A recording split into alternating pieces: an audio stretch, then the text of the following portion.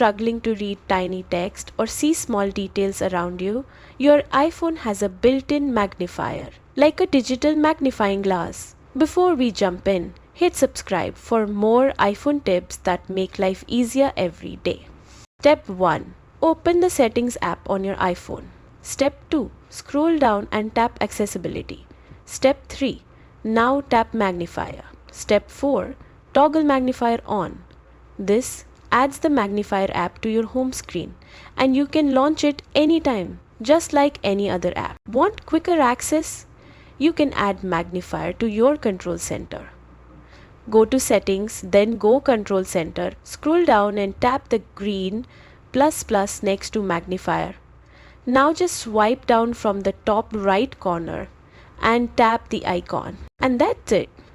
Whether it's reading a label or seeing fine print on a document, the magnifier helps your eyes relax. Hit subscribe for more everyday iPhone tricks that make a real difference.